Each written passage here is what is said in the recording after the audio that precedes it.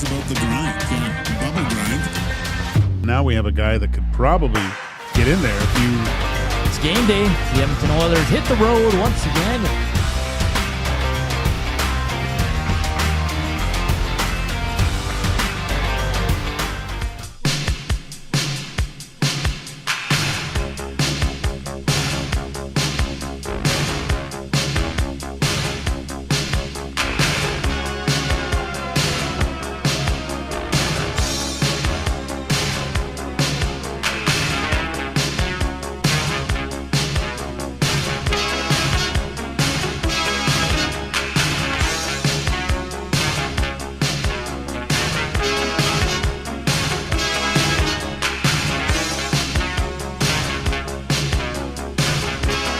What's up, nasties? Welcome to EST Afternoons here on Edmonton Sports Talk.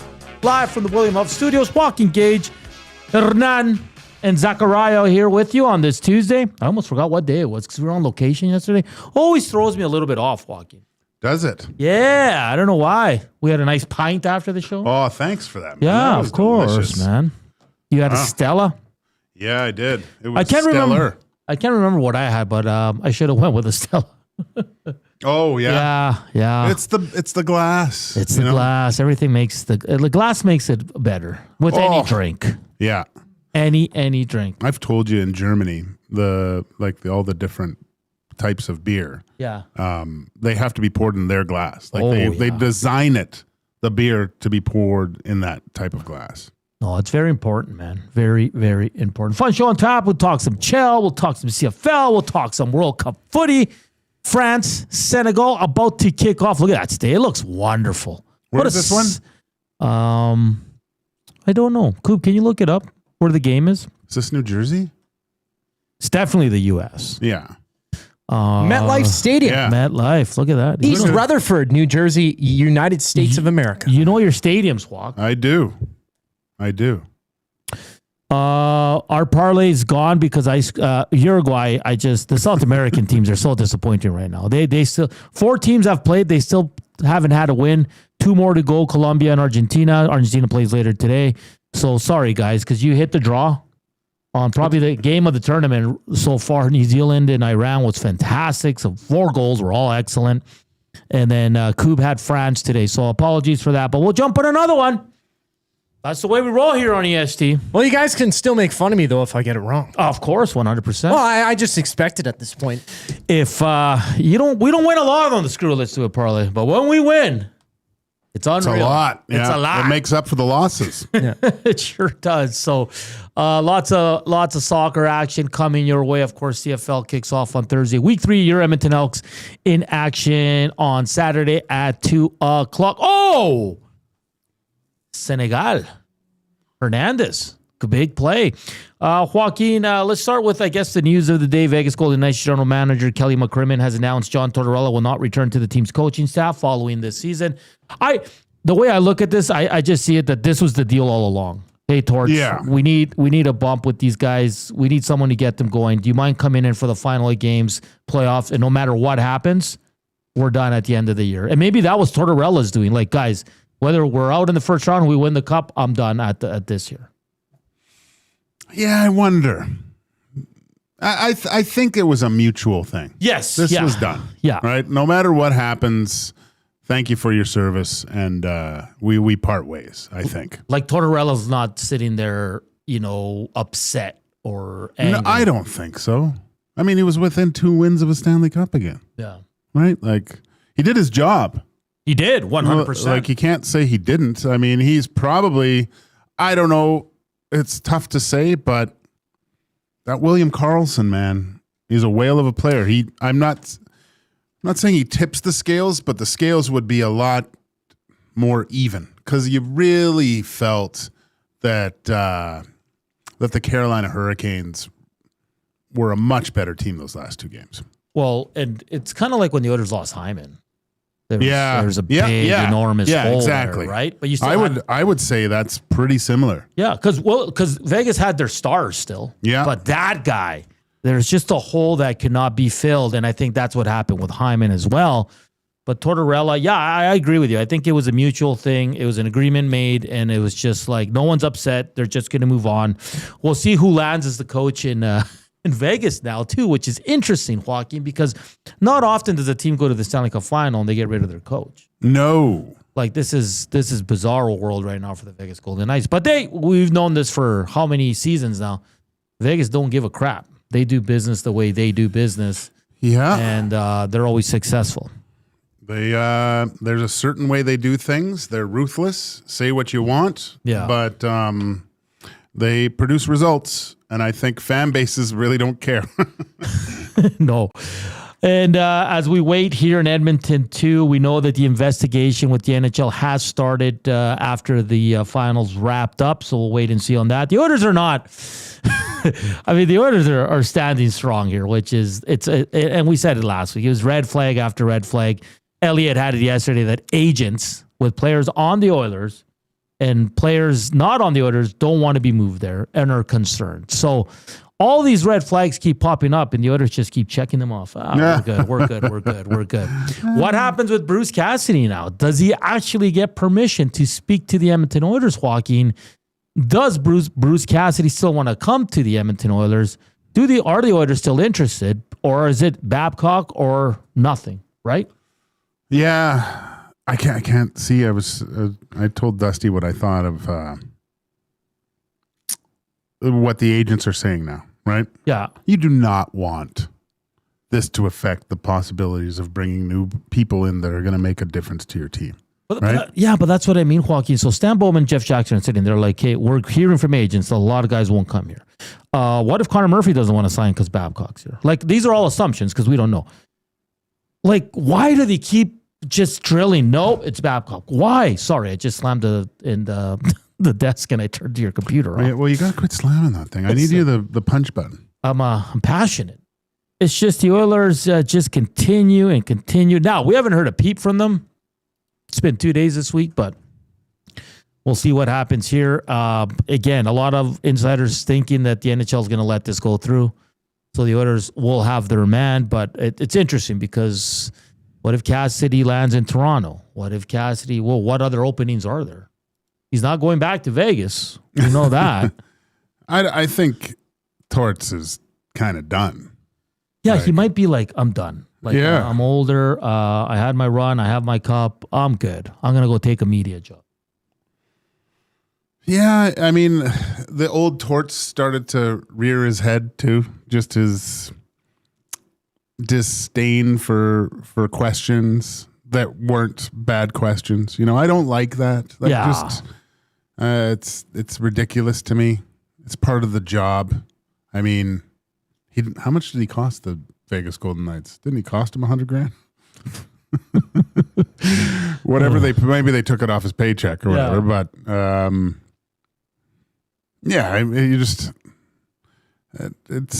Are the Oilers even that functioning, Joaquin, that they're reaching out to Kelly and saying, "Okay, now can we talk to him?" I don't know why. Like, whoever the coach is, I think is going to be a good coach. Yes. Okay, that's not the problem. So why not focus on fixing the actual issues? Yeah. Like, why is like this whole trying to find the coach and stuff? I'm kind of getting tired of it. Yeah. Just why don't you fix the you know, you don't, when you're building a house, I guess you do. How do you do that? Like, you want the guy who's doing the work. That's the most important person, right? Mm-hmm. You don't hire the foreman. You don't want a D word. Yeah. That's mistreating not just his players, but the staff in the arena. Like that. Yeah. That's what, like, because you make a great point, Joaquin. All these coaches that the Oilers are interested in, they're all going to be good coaches. They're all NHL caliber coaches. Yeah. But why settle on the guy who, by all accounts, is just the big a-hole, who's never apologized, has never done anything wrong in his eyes? Why is that the guy for you? But it's not just that. It's now the decision of selecting an individual that could impact future decisions on making your team better. Mm-hmm. What happens if somehow let's go crazy here. You want to go nuts? Let's get nuts. Just get nuts. So what happens? Like say Dylan Larkin goes, you know what? I want to go play with Connor McDavid, and then the Babcock. He goes, yeah, no, I can't do that. Really? Yeah. And maybe Nurse is going the other way. Yeah. And you're deleting everything and getting Larkin. You still need to work on D, but I'm just creating a scenario where imagine something like that falling through because you, with all these signs, the NHL are you going to hire this guy? Then we'll do our investigation, but we're not going to do it, which is weird to me. Why not just do it? Yeah, exactly. Like the NHL dropped the ball there. And by all accounts, they want to get it done quickly. And that's also, no, take your time. Like, what's the rush? And then other insiders reporting, it's not as bad as some are making it out to be, what happened in Columbus, over-exaggerating. Okay. So, I don't know. I mean, he left a job in Columbus for a reason. Yeah. Because he didn't want the smoke. Maybe he didn't want what he did revealed. You make a good point there, though. If that's the case, but if that's the case, why do you rear your head back up again? Yeah. Why even go down this path? And listen, for people that think the Oilers are gonna change their mind, they would have by now. The amount of phone calls that need to be made right now, that these next 2 weeks are really important. Yeah, but I think the Oilers are so far gone, and they would look like even worse than they do right now. They're going to stick with this. And then in the presser in a week or so, or in a couple days, whenever it is, they're going to be like, it's the same thing with the Stan Bowman hiring. It's going to be, like he's a change man. We did our due diligence. What Pelly did in Toronto with Chaika, right? Yeah, but that's all it's going to be. I'm just like smoke, and then man, it's you've got 2 weeks before July 1st. Yeah. And those decisions on Dickinson and Murphy need to be done, right? Because I don't see Murphy sticking around long on July 1st. No, and I don't what if Murphy's like, well, I got to see who the coach is. Yeah. Seriously, though. And you look at teams with tons of cap room, and I expect San Jose to be, if I'm Mike Greer right now, I'm looking at Murphy. A, he's American. B, he's solid veteran presence. Yeah. You got tons of cap room, and you need really good D-men. That you saw, if you did watch some more, there's some really good play from Murphy. Mm-hmm. I think that's really important. And who's that young guy with the D-men with San Jose there? That's quite good. Dickinson? No. Is it Dickinson? Sam Dickinson? Yeah. Sam Dickinson. Yeah. So, but yesterday, Benny and I realized Murphy's 33. So, listen, I want him for a year or two, but I'm afraid with his management team, the deal they're going to give him. Yeah. But, I mean, they have Orlov, Dickinson, that Havilid, and Luca Cagnoni, which I don't think plays that much. But you want a veteran if you can put Murphy with Dickinson, right? Yeah. And like you said, there's going to be teams I don't think it's going to be the whole league lining up for Connor Murphy. I think there's going to be teams that are interested in him for 1-2 years. And that's why the Oilers, if Murphy's like, well, San Jose's offering me 4, then it's good riddance. Yeah, see ya. Sorry. The Oilers shouldn't be in that position where they're just taking bad contracts because they want guys to sign here. That was decade of darkness crap. Right now, they don't have to do that. And I saw an insider the other day, Joaquin, I think it was yesterday or the day before, said the Oilers are a playoff team, right? Just with the team, the way it's constructed right now. He goes, but they're not a contender anymore. He goes, no, we got to wait till July 1st to see what they do. He goes, but I don't have him as a contender. Do you agree with that? A contender, I think you would have to, well, they're a playoff team. Yes. Yeah. And that's the point. You could look to their first 2 guys.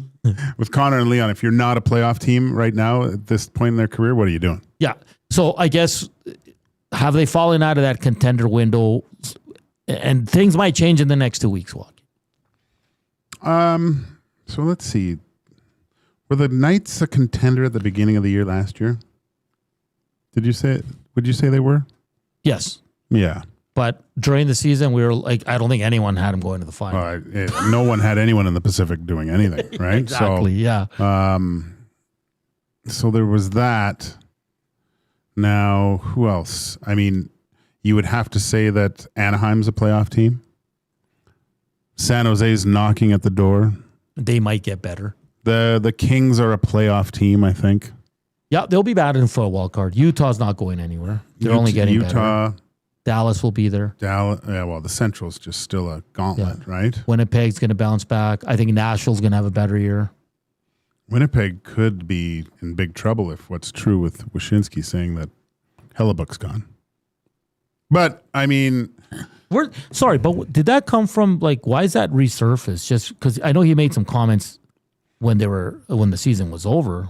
Yeah, I don't think he's going anywhere. I think that's Wyshynski wanting his golden boy in the U.S. somewhere I've never heard a guy say the best goaltender on the planet so much in an interview. Yeah. And he's really good. He's really, really good. But the best goaltender gets your team to the playoffs no matter what. And as you saw, you don't need a Hellebuck to win the Stanley Cup. You don't. It helps.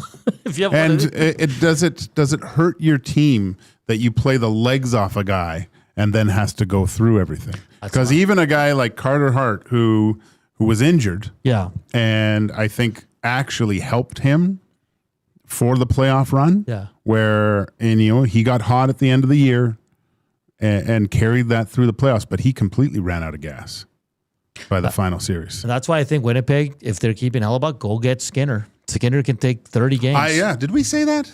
I think we said that. I think we said that. Yeah, I would definitely go get Skinner. He's a guy who started. He's a guy he's got playoff experience, right? And he's probably best suited for the backup role. And if there is Hellebuck was injured for the first time, right? So he can carry the ball for a month if needed. Depends on the month, I guess, but yeah, you know what I'm saying. Yeah, Hellebuck's 8.5. Skinner probably comes in around 2.5, 2, right? Mm-hmm. I wonder what it's going to be like for Stu. Do you think the Oilers would have any interest in Tortorella? No. Okay. I forget who was didn't agree with how I was laying out coaches that have won cups don't win with other teams, he said it was a ridiculous reason of why not to hire a coach, but I think you have to look into it a little bit more. It's happened once in 50 years? Yeah. So and the Oilers are hell bent on getting a guy who's won the cup. I know. That's the only thing they're looking for. It's and the last guy to do it was Scotty Bowman. With less teams. So, okay, let's do this.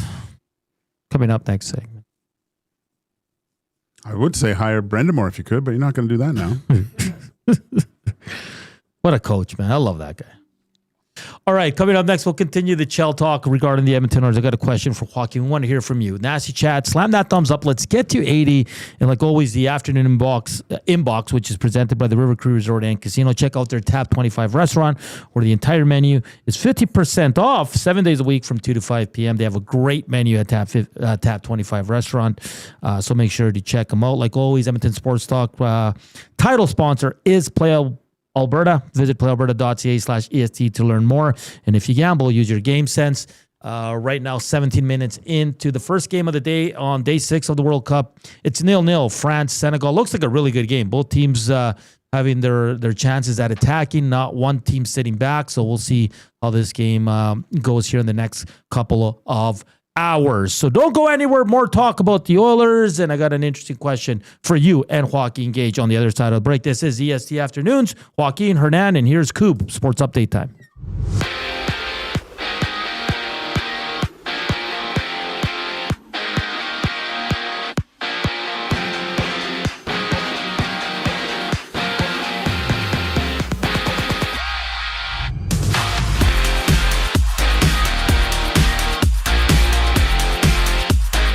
John Tortorella leaves Vegas empty-handed, with the Golden Knights announcing that Tortorella is out as the team's head coach for next season. In other news, Pierre LeBrun has reported that 36-year-old John Carlson is set to hit free agency, with Carlson and his agent informing the Ducks of their decision to not re-sign with the team. In other news, the Leafs have shipped Joseph Woll and Simon Benoit to the Flyers in exchange for Samuel Ersson defenseman Emil Andre, a third-round pick in this year's draft. From E-Town, the Elks have added two offensive linemen, 25-year-old national John Boss and American Joe Cooper. Boss won the Grey Cup with the Argos in 2024, while Cooper spent the past 4 seasons suiting up in NCAA Division II action with Slippery Rock University. 4 games make today's World Cup schedule. Right now, France, Senegal in action. In the 19th minute, that game is 0-0, and the Jays are in action, opening a series against the Red Sox. 4:40 first pitch. Toronto naming Dylan Cease as their starter. Peyton Tolley goes for Boston, and from Wenatchee, the Riverhawks have the first of 4 games against the Apple Sox. Listen to the action right here on any of EST's audio streams. First pitch scheduled for 7:35. This sports update is brought to you by Windsor Plywood Leduc, locally owned and operated since 1993. They're more than just plywood. They offer everything from doors and flooring to decking, fencing, and custom millwork. Windsor Plywood Leduc, they're the experts you need to know. The conversation, Hernan Salas, Joaquin Gage are back after the break. I'm Zachary Kubish, keeping you in the loop. There's one game that kicks off summer. Elks football is back, and the best way to experience the home opener is being there when it happens. For every catch, every tackle, every touchdown, hear the roar of the crowd that's been waiting for this moment. Elks, Alouettes at Play Alberta Field at Commonwealth Stadium, June 20th. Presented by James H. Brown, Alberta Injury Lawyers. Lock in your tickets for the home opener now before they're gone at goelks.com/tickets. Edmonton Elks, our city, our year. Hi, I'm Alistair Johnston with Canada Soccer. My dad's the biggest influence in my life. He was the one that passed down the passion for soccer to me. He is the biggest influence in my career. To all inspiring dads, happy Father's Day. Sentinel Storage, official storage partner of Canada Soccer. Celebrating the 40th anniversary of its groundbreaking release, Strange Animal. River Cree Resort and Casino and K97 proudly present a very special evening with Gowan, live playing his chart-topping classics from this iconic 80s album and more. Gowan's Strange Animal 40th Anniversary Tour, July 2nd in the venue. Tickets at rivercreeresort.com. River Cree Resort and Casino. Excitement, bet on it. Goodwill is one shopper, finding something I never knew I needed. A jacket, a deal, one donor, letting go of something so someone else can move forward. One program participant, learning, trying, building skills, building confidence, building a future. One purchase, one donation, one job, one choice. Goodwill is the power of one, the power of one, the power of one, the power of one. Goodwill Industries of Alberta. It all starts with one. Somewhere, someone is sitting on a patio that is literally part of the parking lot. They're hot, uncomfortable, and bored. Do not be that person. The Canadian Brewhouse has a rooftop, real turf, misters, fire tables, patio games, big screens, and zero reason to be bored. This summer, your standards are higher than a parking lot, and you know it. The Canadian Brewhouse, Canada's best patios.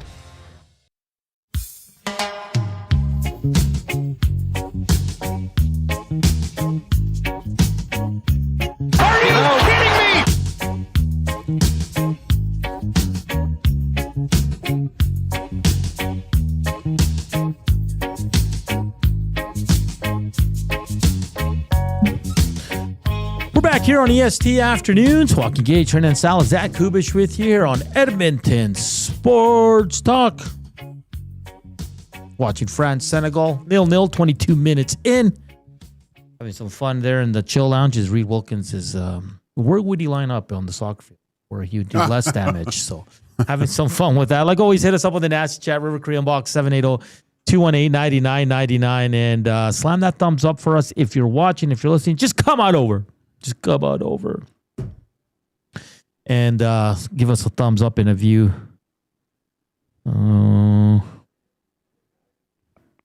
Yeah. Oh, sorry. I'm just reading the text. Would you? Okay. Interesting question from Max Bezuzu. Would you want to be the fastest man on earth, but you have asthma? No, I wouldn't want asthma regardless.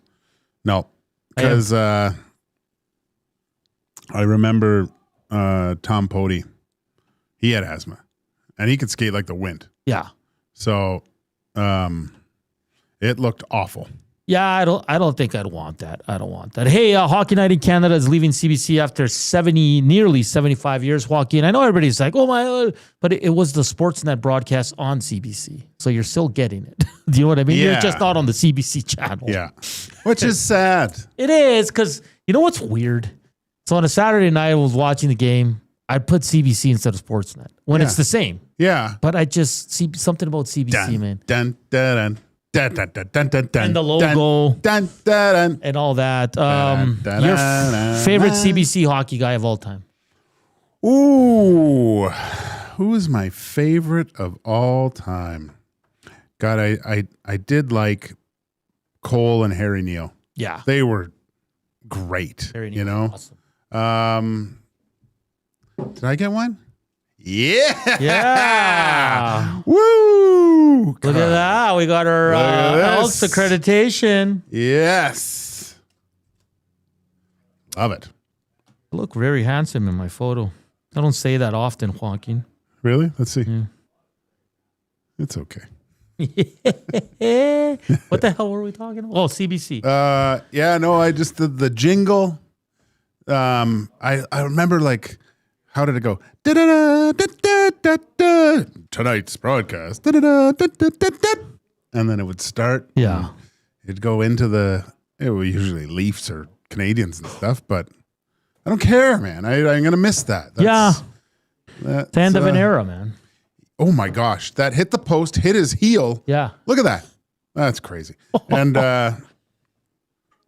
no, it's sad, man. It's sad that the things change like that. I find as I'm aging rapidly here that my nostalgia for certain things, it's true what they say when you get older. You don't like change. No. And it's also like great. Like, again, like we're older. We're not old, but like, you know, when you get to be where we are in life, like things go away that I know that you were used to, right? Yeah. Like that you grew up on, like that. CBC hockey's one. Like, I mean, we grew up on that. CFL was on CBC when I was young. Right. That was just amazing. Yeah.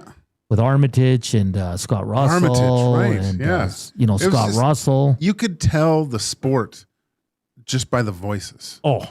Right? Like swimming for me in the Olympics, Steve Armitage. Yeah. Do you know what I mean? Yeah. Scott Russell hosting the shows and talking. Rod Black taught, like, just all those guys. Yeah. Armitage. Gosh, yeah. Those. I've always wanted one of those Hockey Night in Canada, like powder blue jackets too. Those were just great. Dick Irwin would be talking and telling some story of his dad way back when with the Montreal Canadiens. I remember Irvin. I remember Howie Meeker. He was on his way out when I started tuning into hockey. He had the voice though. Oh yeah. I think he smoked like 10 packs a day. But I remember in Vancouver, I'd see the Howie Meeker hockey school bus. It looked like a bus that you would go on to see a reptile museum. Like it was just beat down and just looked scary. Yeah. I remember. Never went to Howie Meeker's hockey school. I mean, Coach's Corner was a staple too. Oh, I loved it. Yeah, let's be honest. We'd all stick around to see if he would talk about the Oilers. As a fan, that's what I would do. Oh, really? I didn't. Yeah. Like there was that jingle too. Yeah. Made me so happy. That first game and seeing Ron and Don on there. Say what you want now, whatever. But I loved that show. Yeah, and Ron Stoppable says, do you think this was because of Ron McLean's comments in the Game 6? No, I think this was just, it was bound to happen. And Ron McLean apologized on the broadcast, but he's got to choose, especially in this day and age. You got to watch what you say in this day and age. You sure do, man. Sure do. But like you said, Joaquin, it's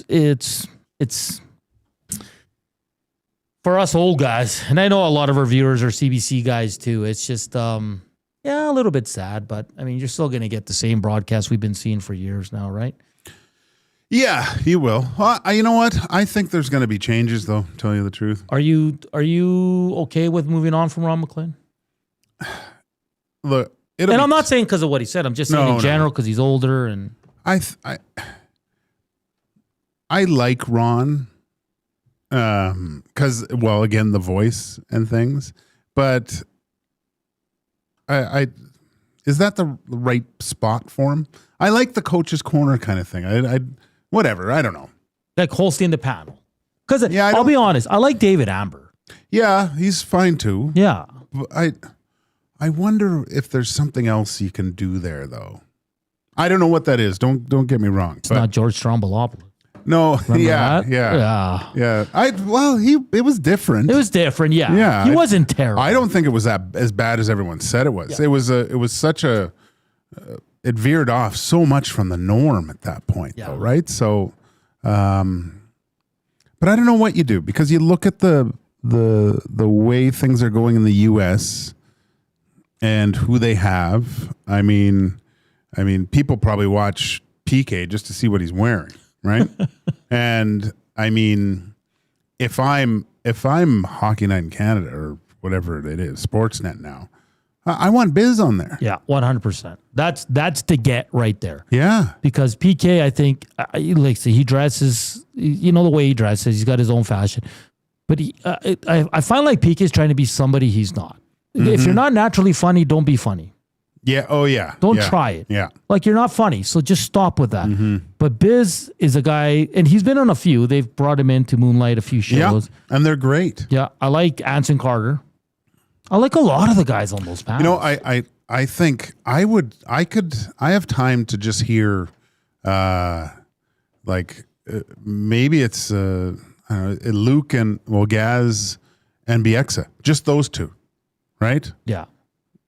Like BX is fantastic. I'm not saying anything bad about Rudy and no, but I don't know what it would be. Something that makes you, if you're gonna go to the fridge to grab a beer, you want to get back and watch that. Yeah. That's what, and I don't know what exactly that is. I do know though, when I see Biz on there, I'll tune in.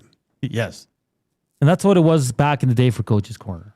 Like, I don't want to miss this. As soon as you heard that jingle, man, you were running back to the couch. Because I'll be honest, Joaquin, as I've gotten older, and now I'm in this kind of media world, and I have been for over a decade, I don't do intermissions that much. When I was a kid and in my teens, in my early 20s, when I was diehard, I'd watch everything. Mm-hmm. I didn't want to miss anything from the broadcast. Now it's like, just give me the game. And maybe it's because I'm in this business. Attention spans are so short now. Yeah. With reels and stories.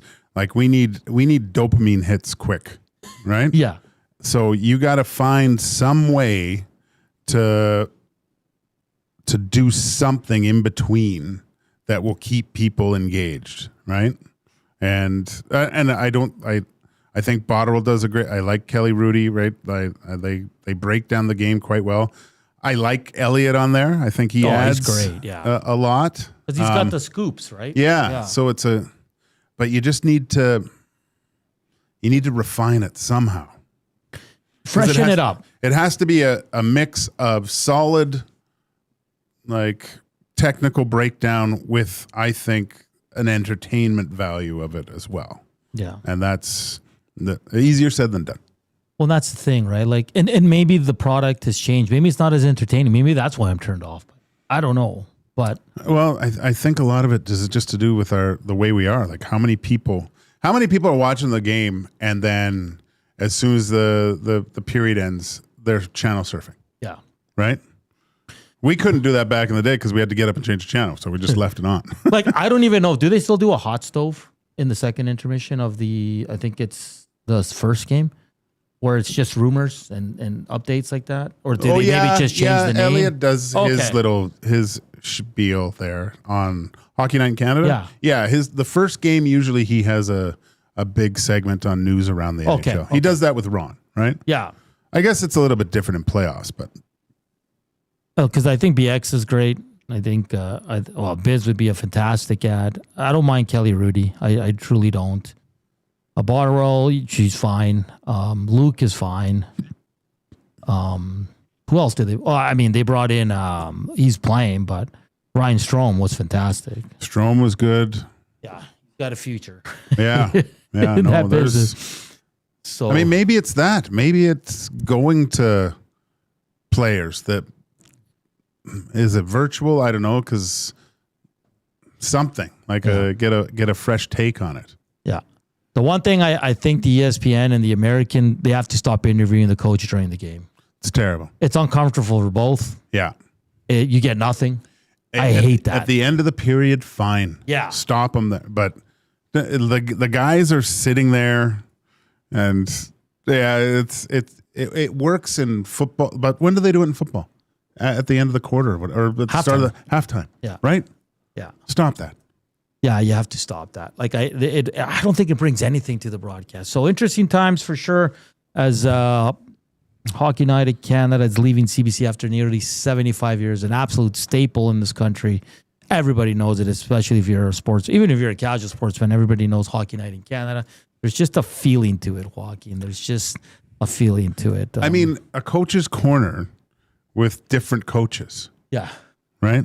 Yeah, that'd be great. That would be unreal. Like, for example, I don't like the way he is when he's coaching with the media as John Tortorella, but he'd probably be great in that. Mm-hmm. Bruce Boudreau. Mm-hmm. Right? Mm-hmm. Like rotate guys that are kind of like that, right? Because you know they're going to be stern and they're going to be fascinating because they can break down the game, but you're not going to get the D word out of them. Yeah. You know, they're not going to be, he's not going to be calling questions stupid and doing stuff like that. Well, you hope. Yeah, exactly. Portion of this hour brought to you by Lamley's, built for the job, made with quality craftsmanship and designed for job protection with cowboy-worthy durability. Lamley's workwear combines safety with all-day comfort, featuring brands like Ariat Work and Wrangler Rigs. Designed to withstand tough conditions and deliver performance across every job site.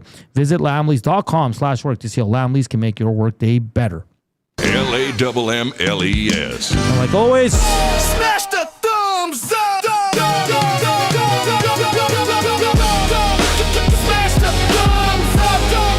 Smash the thumbs up! The afternoon inbox is presented by the River Cree Resort and Casino. Check out Collective Soul on July 28th. Before you know it, it's going to be July 28th, Joaquin. I can't believe it's June 16th. Doors open at 7, shows at 8, tickets starting at $79.99.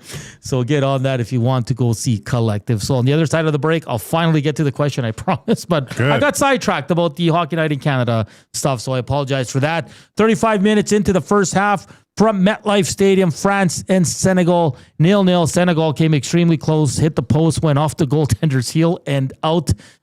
So right now it's a good back and forth game. Make sure you're tuning into that. We'll have the Screw Let's Do It parlay coming up later as well. Don't go anywhere. We're back with more Chell Talk here on EST Afternoons.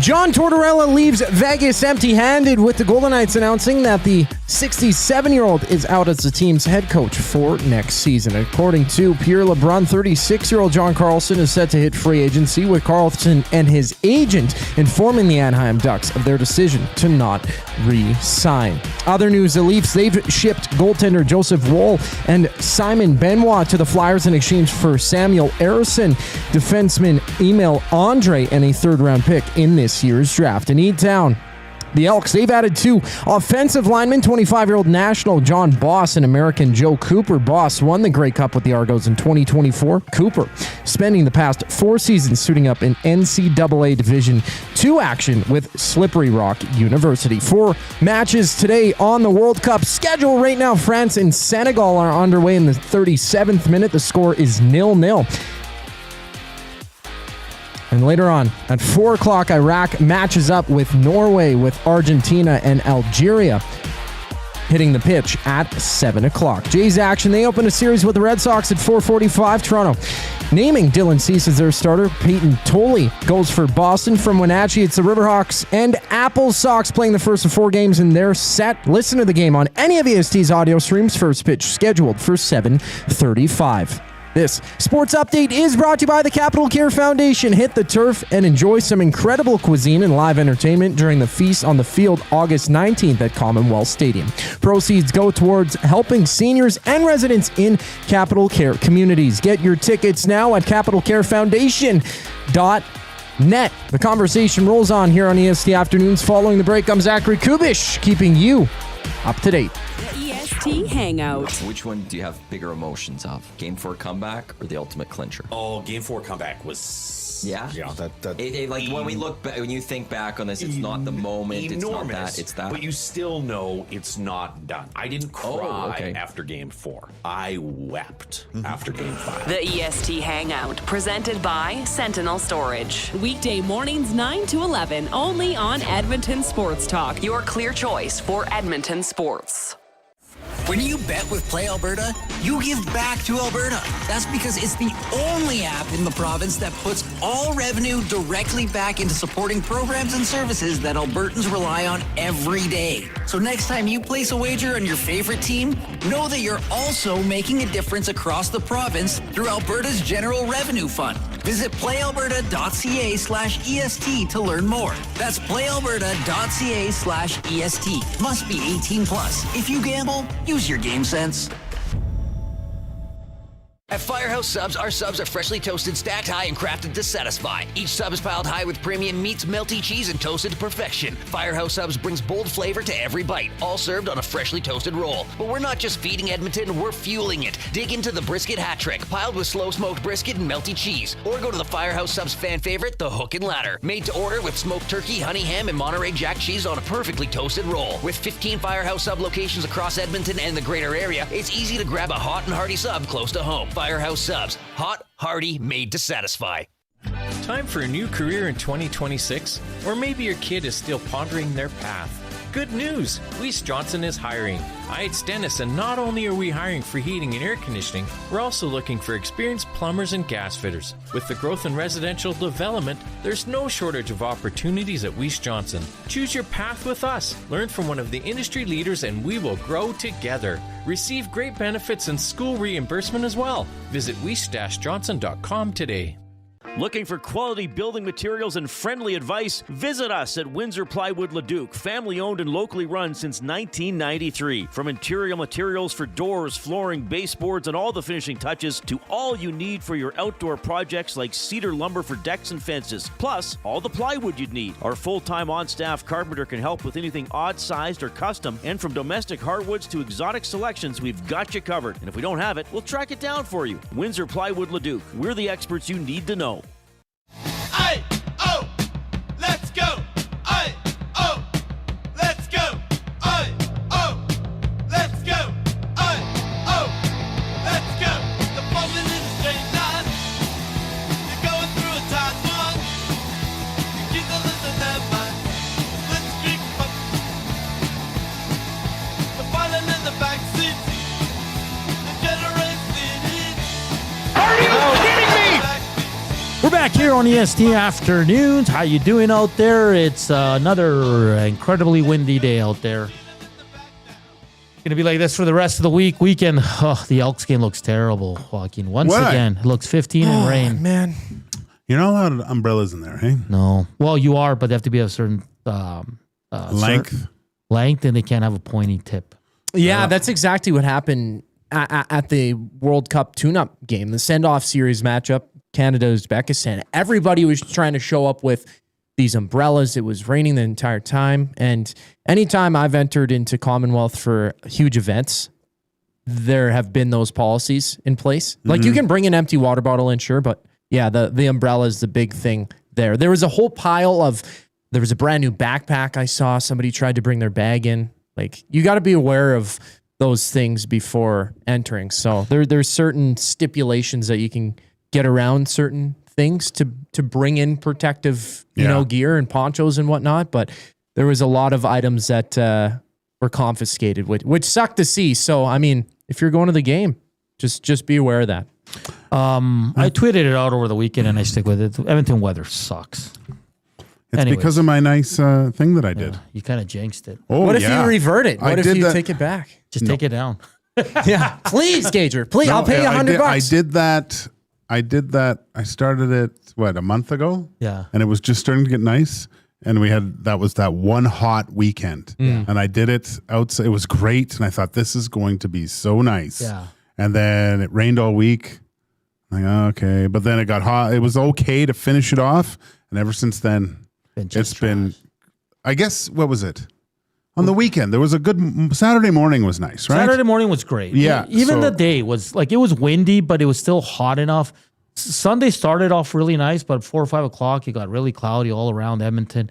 Yesterday, around 6 o'clock, that storm. It's crazy. I was like, what's going on? Like I have this big telescopic umbrella too that comes over the top on the one side, and I had that out on the sunny, and it was Boone was laying there.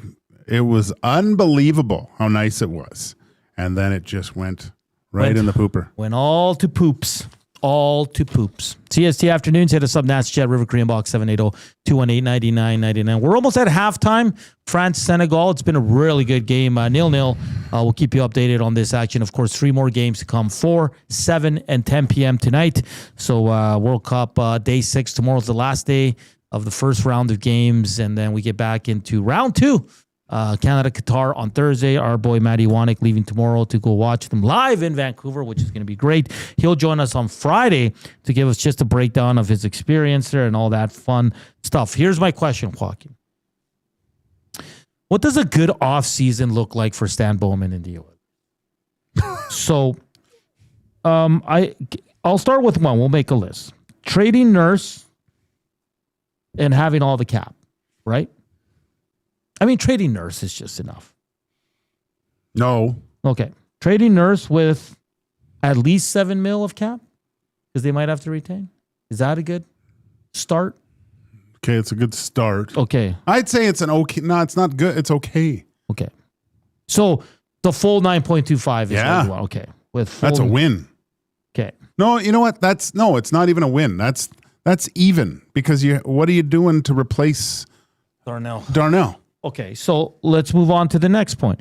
Okay, so a good offseason starts with trading Nurse, and in return, you get the full 9.25 cap space. Mm-hmm. Number 2, signing Connor Murphy to a team-friendly deal.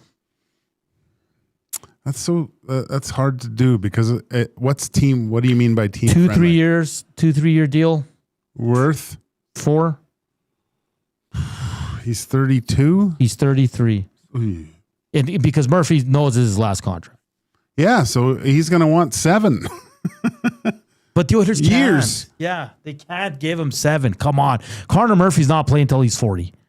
Okay? Let's just say, let's go away from the specific names. Trade for Nurse and you get in return the full 9.25 in cap. Sign a top 4 defenseman or trade. Right? Well, with coinciding with Nurse, yeah. Okay, do you need 2 defensemen, though? Because do you really want to run Stasny and Emberson on the third pair for the whole season? I think you can start like that. Okay, so one key defenseman for the Oilers. Emberson's he's probably the most improved over the last couple of years. Like, he's turning into a really solid defenseman, I think. Okay. Let's go to the forward group. I think, Joaquin, you can disagree with me. I think they need a top 6 legit forward. Yeah, it's the third line center role that's so critical. Can it be Nuge? No. Because what if Nuge is done top 6 because the offense is drying up? And what if you run him as your third line center next year, and you can go out and get a guy to play with McDavid on the left side? Can he be a Jordan Stahl come playoff time?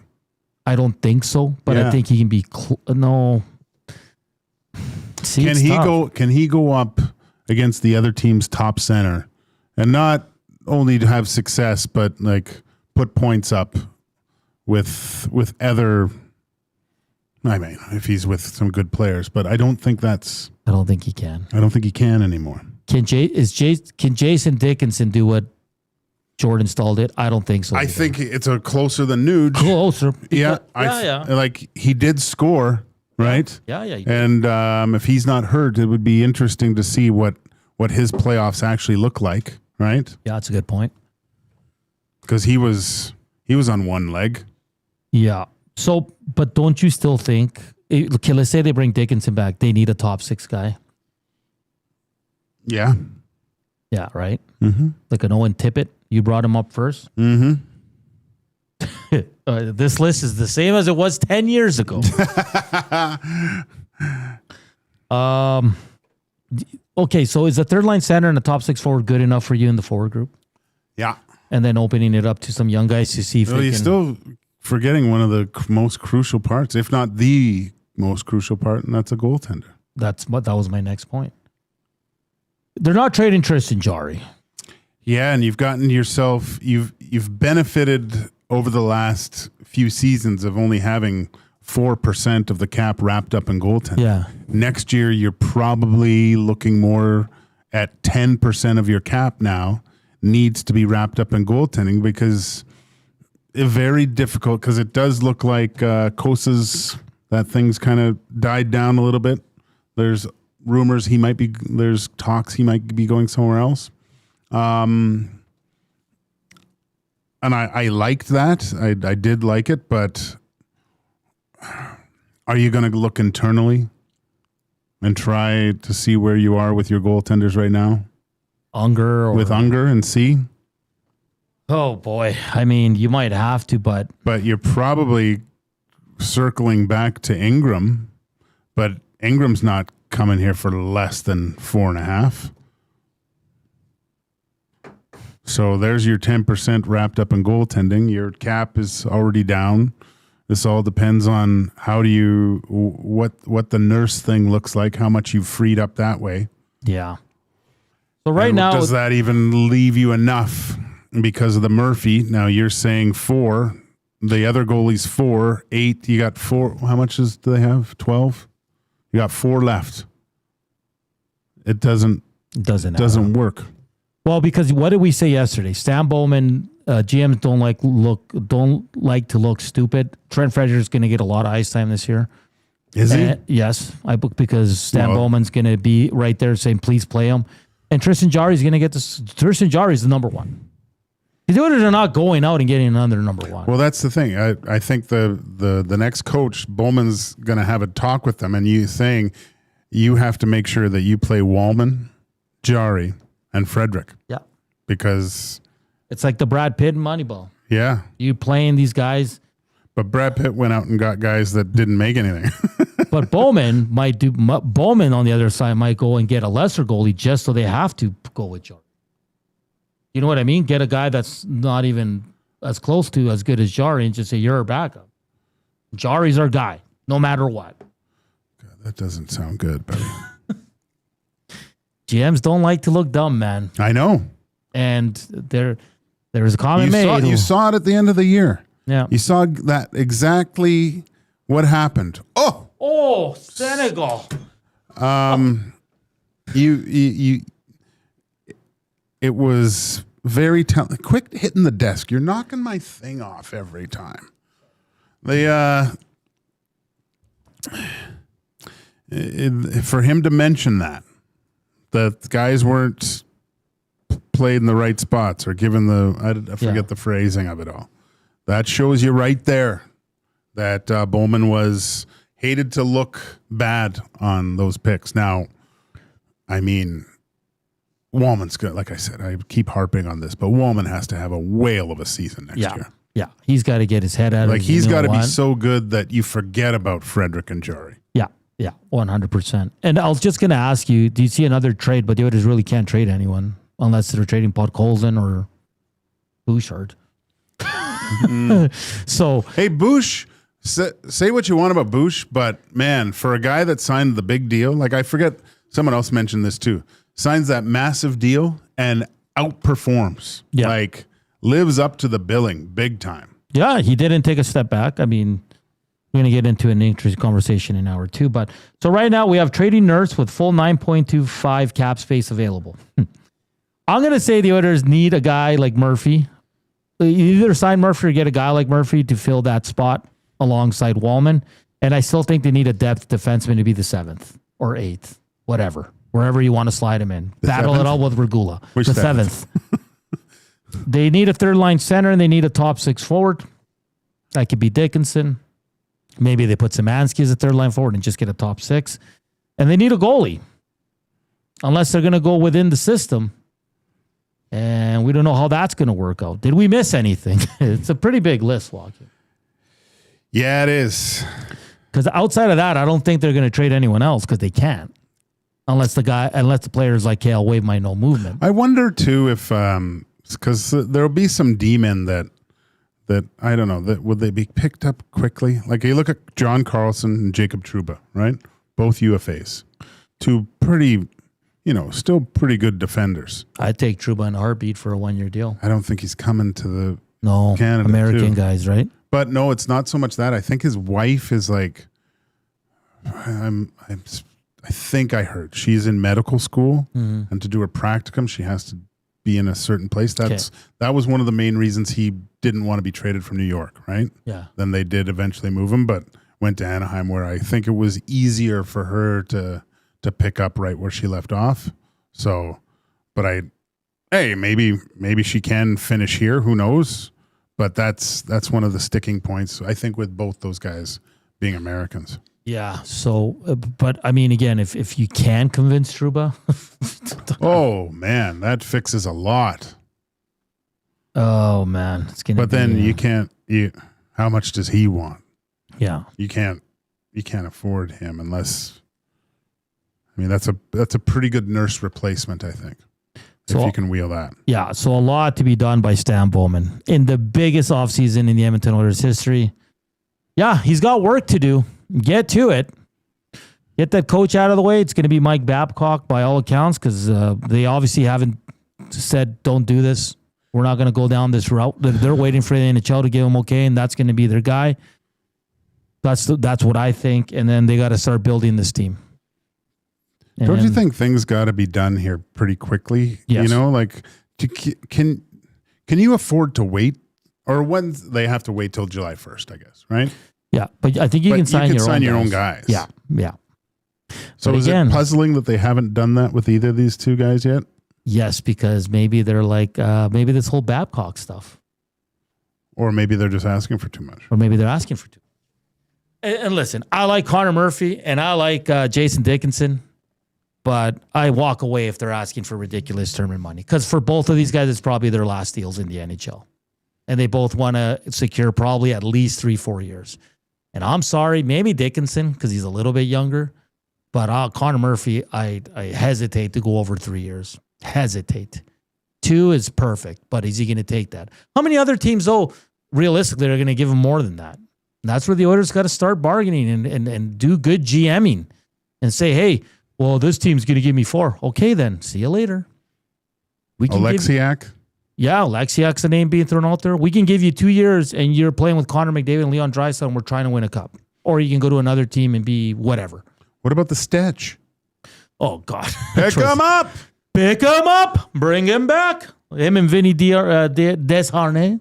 Mm-hmm. All right, we're going to get to a break here on EST Afternoons. Up next, we're going to get to an article by Corey Perlman of The Athletic, inside the disconnect between NHL evaluators and the public on defensemen. A very interesting article. I want to get Gage's thoughts on that. We want to hear from you.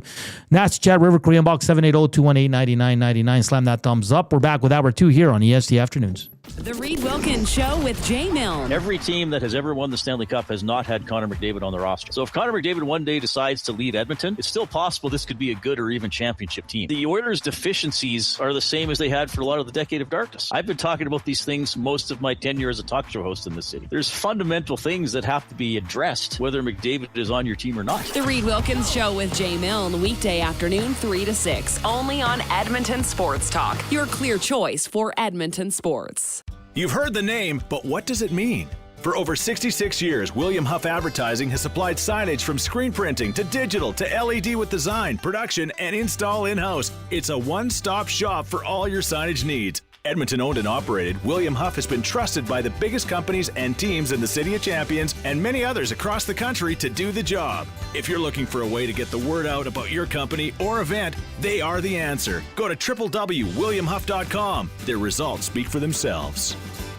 Celebrating the 40th anniversary of its groundbreaking release, Strange Animal. River Cree Resort and Casino and K97 proudly present a very special evening with Gowan, live, playing his chart-topping classics from this iconic 80s album and more. Gowan's Strange Animal 40th Anniversary Tour, July 2nd in the venue. Tickets at rivercreeresort.com. River Cree Resort and Casino. Excitement. Bet on it. There's one game that kicks off summer. Elks football is back, and the best way to experience the home opener is being there when it happens. For every catch, every tackle, every touchdown, hear the roar of the crowd that's been waiting for this moment. Elks, Alouettes at Play Alberta Field at Commonwealth Stadium, June 20th. Presented by James H. Brown, Alberta Injury Lawyers. Lock in your tickets for the home opener now before they're gone at goelks.com/tickets. Edmonton Elks, our city, our year. Looking for a delicious meal without the hassle? Head to Pasta Pantry in Sherwood Park, your home of the game day meal. From handcrafted fresh pasta with rich homemade sauces to ready-to-heat family meals, Pasta Pantry brings authentic Italian flavor straight to your table. For over 30 years, Pasta Pantry has served hot, delicious comfort food made right in our kitchen. We do it fast so you can slow down. Visit Pasta Pantry in Sherwood Park today and taste the difference fresh makes. Pasta Pantry, real food, real fast, real good. The Canadian Brewhouse has a happy hour for any scenario. Had a good day? It's time for happy hour. Bad day? Oof, happy hour. Boss said great job? Happy hour. Boss said let's circle back? Ugh, definitely happy hour. Got a promotion? Happy hour. Spilled coffee on your shirt 5 minutes after getting dressed? Ugh, happy hour. So whether you're celebrating or recovering, our happy hour starts at just $3.99. The Canadian Brewhouse. Your day just got happier.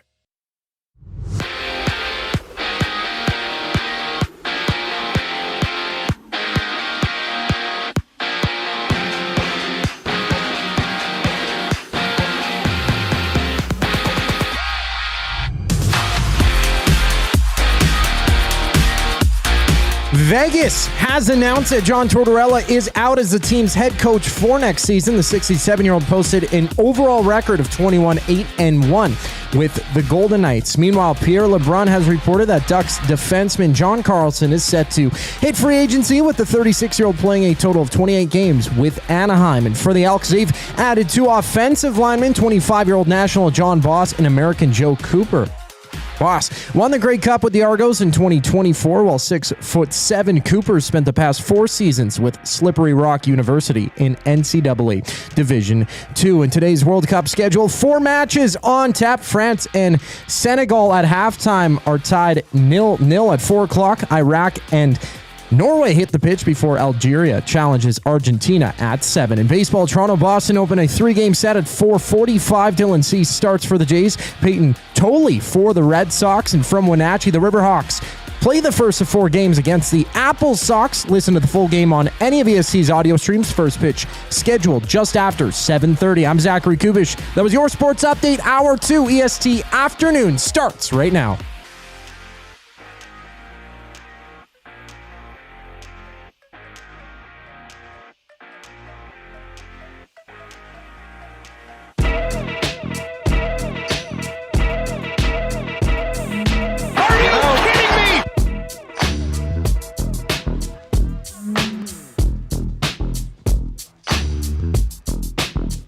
This is Shaq, and you're listening to Edmonton Sports Talk.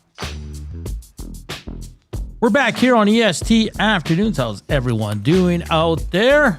Joaquin Gage, Hernan Salas, Kubish with you on another subpar day weather-wise here in the city of Edmonton. France and Senegal at halftime. No score in that one, but it's been a fun game. Lots of action back and forth in that one. 3 other games on tap. We'll get to that in Noticias coming up in a bit. Like usual, all our guests are brought to you by Old Country Towing, Edmonton's most trusted 24/7 roadside rescue team. Fast, safe, and reliable for over 15 years. Whether it's a game day or a snowstorm, we work as hard as your favorite team to get you going. Call 780-986-6088 for all your towing needs, and hit us up, Nasty Chat, River Cree Inbox, and slam that thumbs up for us. So, Joaquin, I was browsing the web this morning, prepping for the show, and I saw browsing. What browser were you using? Google Chrome. Okay. And the Athletics, Corey Pronman, who does a lot of work with prospects, trying to get him on for the draft. Inside the disconnect between NHL evaluators and the public on defensemen. All right, so on defense or defensemen. Oh, I thought okay. I didn't understand what you said. When the public evaluates a player, the default metric is offensive production. He says. A bias heavily amplified by the recent league-wide surge in scoring. He also adds, for defensemen, while offense certainly matters a great deal, that relationship isn't nearly as linear. When projecting a roster to win the Stanley Cup or compete in a best-on-best tournament, evaluators prioritize the premium traits that tilt the ice at 5-on-5, high-end skating, size, and compete level that survives the physical attrition of the postseason. He goes, to illustrate this divide, I recently asked 8 NHL scouts and executives to rank their top 10 defensemen. Okay? Yeah. Here is what he came, this is what came back. Wow. In order, 1 to 10. Cale Makar, Quinn Hughes. Oh, are these this is Cale's 1? 1? Yeah. Okay. Quinn Hughes. Okay. Miro Heiskanen. Zach Werenski. Rasmus Dahlin. Charlie McAvoy. Matthew Schaefer. Moritz Seider, Brock Faber, Jacob Slavin, Jake Sanderson, and Lane Hudson. Okay, so the gist of the article is it says if you look at the top 4 defensemen on every Stanley Cup champion over the last decade, finding a player whose listed height begins with a 5 or were not a plus skater is very rare. Okay. And then he goes, obviously, the counter arguments are Cale Makar and Quinn Hughes because of their skating. They're not the big guys. They're not. Well, how big's Makar? Makar's 6 feet, though, right? I think he might be 6'2" or something. Okay. All right. So he said Bouchard is a below-average NHL skater, limiting his escapability under pressure. Hudson skates and competes well, but lacks the premium explosiveness someone would want for his size. Adam Fox, is small and a subpar skater who has to rely on his elite hockey sense. Hughes hasn't led a team to a deep playoff run yet, and the 2022 Stanley Cup win remains Makar's only extended run. So he goes, this is why the NHL scouts view players like Fox, Bouchard, and Hudson as luxury pieces rather than foundational pillars. Do you agree with that? So pretty much what he's saying is that you need a defense kind of built like Carolina is probably better suited for you to win the Stanley Cup than having an elite defenseman like a Bouchard, like a Fox, like a Quinn Hughes, who he said those guys are different because they're a different tier. Do you agree with that? I put Hughes, almost those 3 guys. I haven't, to tell you the truth, I've watched Rowensky in Best on Best, and he's looked really good, even with the physical side of things to a point, but Slavin was mostly out there in those. Makar and Hughes are almost in a class of their own. And that's what he says, because he kind of puts him in the, like, Bouchard with them, but he goes, those guys are different. Offensively, you can put Bouchard with them, but when push comes to shove, and there's just there's a portion of sandpaper in the Carolinas D when you look at those guys that play a certain way, right? And sometimes you get drawn into it. But yeah, I'd have to agree. I would definitely have to agree that after watching the playoffs and watching what guys go through and how hard it is, I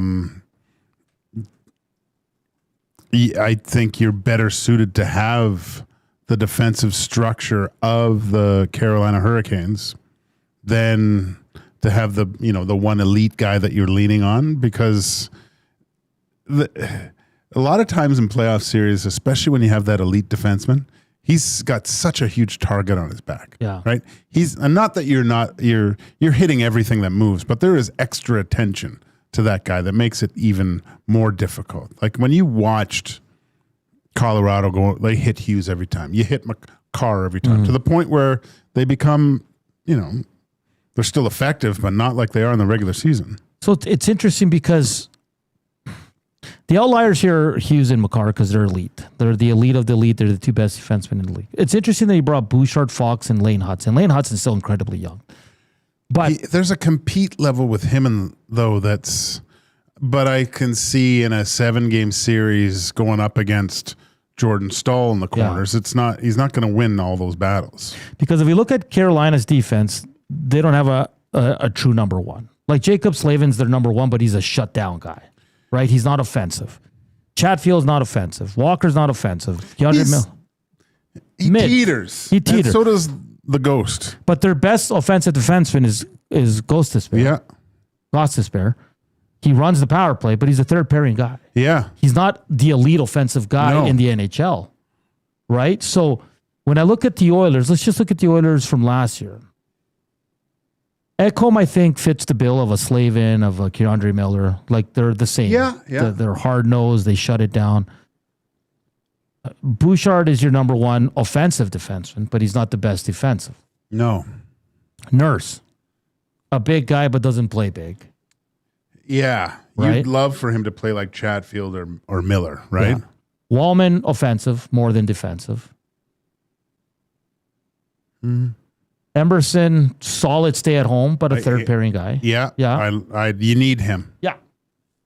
Murphy, hard-nosed. Hard-nosed. Plays the right way. Difficult to play against. So it's an interesting article because of the guys listed. I mean, he's not wrong. A lot of those guys are elite. Elite. But are the Oilers better suited to go away from a number one offensive defenseman and build a decor like Carolina had? Because what did you say yesterday? This league is a copycat league. Everybody's going to try to copy what Carolina's doing. I've always felt, though, there's the NHL's 3 seasons, though. You have your preseason, which is guys trying to break in, which usually there's only 1 or 2 spots, really, right? Yeah. You have the regular season, and that's where you really need the Bouchards, the offensive prowess of a Hughes and the Hudsons and Makars, because that amount of points that they get usually equals a playoff berth, right? But then the third season starts, and then the grind. Yeah. And the meat grinder that's the NHL playoffs, where can you stay healthy, first of all? Yeah. Are you willing to pay that price every single shift? Because as you saw, as the playoffs moved along, the slightest little mistake, like the not getting the puck out, the little chip out, or taking too long with it, results in not scoring or allowing a goal. Yeah, just more from the article. He says a 70-point power play quarterback is highly valuable in November, but when the game gets fast, heavy, and the whistles disappear in the spring, the demands change. Yeah. At some point, this is from another NHL executive, someone will win with a defenseman like that. It's all about playing the odds. If you study what has historically won in the playoffs, it's big, mobile, competitive blue liners who can also move the puck. That's Slavin. That's Keandre Miller. That's Chatfield. Yeah. So he goes, teams that go the distance deploy massive bruising defensive corps. Carolina leaned on their huge pillars in Slavin and Keandre Miller, 6'3" and 6'5". Florida Panthers leaned on Aaron Ekblad, 6'4", Mikula, 6'6", Kulikov, 6'1", Forsling. Right? Yeah. Well, I'd put Jones in there too. It's not like he wasn't. He didn't shy away from physical play. Petrangelo, when Vegas went to the Cup, 6'3", Zach Whitecloud, 6'2", Tampa Bay Lightning, Hedman, 6'7", Cernak, 6'4", Sergachev, 6'3", Bogosian, 6'3". I guess what he's saying is the Oilers need to get bigger back end. Big trees, man. It's tough. I mean, if you could sit down with Connor and Leon and talk about going up against the Florida's D-men, it's like it just seemed like you were in the forest. There's no room. They got something on you all the time, right? Yeah, that's what you want.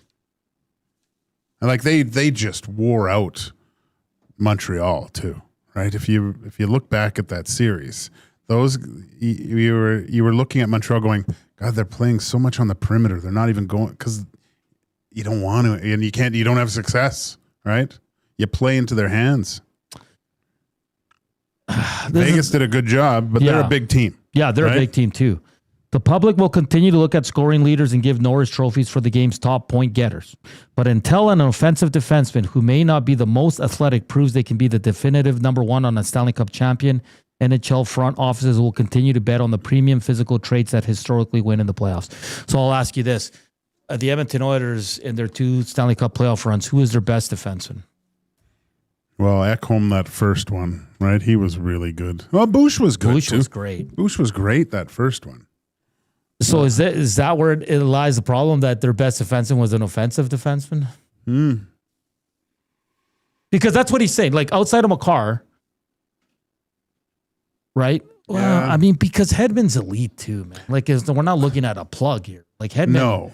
No, Hedman doesn't have maybe the offense that accuses. But he does quarterback the power play. He does on a very good team. So it's the winning formula. Like you have to look at the landscape too, right? What do you have to go through to get there? And what is it going to look like when you eventually get there? So next year, you would have to. Everyone knows how hard it is to go back and do it again. And by all accounts, people are going to have to go through the 2 Florida teams. That's going to be ridiculous. Oh my gosh, they almost. The Panthers are going to be back. You always say, are they back? They're going to be back next year. Who, when Florida was winning those 2 cups, who was their best offensive defenseman? Jones was the last time. And then who was running the first power play at the point? Was it Ekblad? Who was the guy? I don't know. But Schmidt? you know who? Schmidt played well, but I don't think he was quarterbacking. No. Was it Ekblad? Yeah, it was Ekblad. Yeah. I'm just intrigued by that article that, these skilled offensive players, nothing. He's not taking anything away from them. He's just saying, like, more often than not, you're not going to win with that guy. What's the importance of having the elite skilled offensive forwards, though? Yeah. Because all those teams had it, right? Yeah. But at the end of the day, it comes down to who defends better. Yeah, no, fair enough. Fair enough. Like the I don't care what elite skill you have, it becomes so difficult to score at that time of year. Because the Oilers, does this show like their heights? I guess I can just go to the website. Yeah, to sum up your question, do the Oilers need to get bigger on the back end? Yes. Yes. Because bigger doesn't necessarily mean stay at home and you can't pass the puck. Like Corey Perlman put it, Chatfield can pass the puck. Keandre, they all can move a puck, but they're all their number one trait is their physical defense. Yeah. How many physical defensemen do the Oilers have? Ekholm is the most physical? He might be, man. Emerson. Okay, so Bouchard's 6'3", pretty big. Ekholm 6'5". Emerson 6 feet. Murphy 6'4". Stastny 6 feet. Wallman 6'1". Murphy was physical, but I am looking at the whole year. Yeah, and he's not under contract. Let's just take the guys that are under contract right now. So they're not a small defense. They have no one under 6 feet. But they don't. Those guys are all 6'5", man. Then you put skates on them. That's like Slavin, Miller, and Chatfield. They're like way 7 bigger feet tall with skates. So the Oilers' biggest defenseman is Ekholm at 6'5" with skates. Yeah. Smallest defenseman is Spencer Stastny at 6 feet. And he looks small out there. But you make a good point, though, because, we can say they have 7 defensemen over 6 feet, but they don't play. They don't play physical. No. Yeah. Stastny's not physical. No.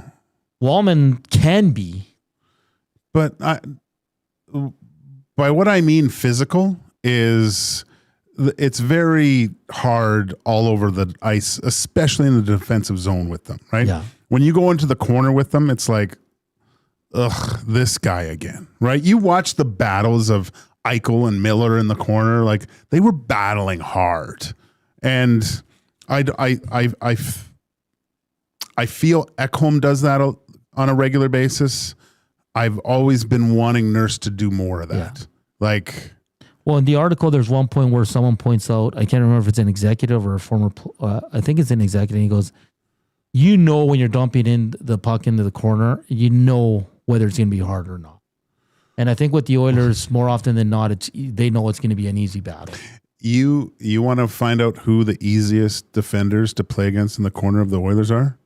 Watch the corner that the opposing team dumps it in of. Yeah. If they put it in Ekholm's corner or they put it in Boucher's corner. Yeah. Right? You watch. Yeah. That'll tell you right there.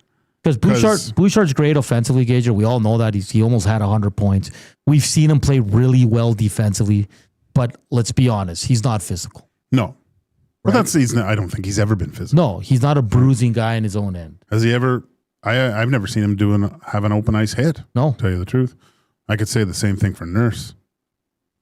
Yeah, no, you're right. Like outside of Ekholm, there's really Emberson's the only one that consistently lays guys out on the open ice. Yeah, he's very good at it. Yeah. So it's interesting. It's an interesting article because, man, let's look at Vegas' decor. Like their best offensive guy is Theodore, but he's not. But he's big and he plays physical. He's not a bruiser, but there's a physical element to his game. Yeah. But I think that's just because he's so big too. And he's a great skater. Because they roll out McNabb, a big bruising stay-at-home defenseman. They roll out Hannafin's big, who can move the puck. Rasmus Anderson, that guy will battle you nonstop. Yeah, he gets his head in there. Yeah, say what you want about him, but he's hard to play against.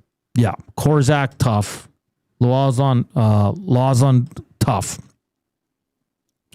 So maybe it's something to look. I'm intrigued to see how teams that want to compete for the Cup build their teams now after Carolina's success, because I've been saying it all playoffs. I love their decor because there's not one star. The Ghost, who plays third pairing minutes, is their power play guy. And he's great on the power play. Some of those moves he was making at the top, because their power play wasn't great until the last series and a half, right? Yeah. He was phenomenal. This one from Project says, I would give anything to have Mikkola on the Oilers. Yeah. Lundell. There's a lot of players that the Oilers could use, but the Oilers had Kulikov, right? Yes, but they third pair barely used them. But looking back on that, wouldn't you want to keep him? Yeah, but again, maybe for the coach it didn't fit what he wanted. Maybe he wasn't the kind of player. But he goes to damn Florida, and he looks like a stud. Yeah, and we're all sitting here saying, "Hey, where was that player?" And maybe that's what the eventuality of Nurse, which will hurt the hearts of a lot of Oilers fans. Yeah. Seeing him actually implemented like they should. Well, and that's the question. Would you rather have a decor like Carolina, or do you want that one elite offensive defense? As a goalie, I just want the defenders. Okay. Well, because you can have a team with Lane Hudson. You can have a team with Adam Fox. You can have a team with Evan Bouchard. You can have a team with Quinn Hughes. You can have a team with Cale Makar. You can have a team with... It is so nice to have someone that can generate offense from the back end like that. Like it's awesome. It's hard to defend against. Okay, but I'll ask you this, and I'm not trying to get rid of Bouchard, so Oiler fans calm down. But you don't think if Gostisbehere came to Edmonton, he wouldn't fit in like a glove on that power play? Yeah. Oh, you could go to every team and there'd be a guy. Yeah. Right. That would fit in perfectly with that power play. Yeah. It's fascinating. Check it out. It's on The Athletic. And the article from Corey Pronman. I tried to get him on the show, but no dice. It's called, Inside the Disconnect Between NHL Evaluators and the Public on Defensemen. Because he is right. We always go to how many points do they have, right? Yeah. Except this year. Yeah. Well, yeah, it didn't work out this year. Jordan Stahl. We're going to VAR. What do we have here? Penalty shot? Yeah. No. Penalty shot from Mbappe. It was a penalty. I didn't see it because I was... yeah, no, it was no penalty. No penalty. Really? No. Watch this. Why were they clapping? Watch this. Oh, he didn't even touch the foot. No, he didn't touch the foot.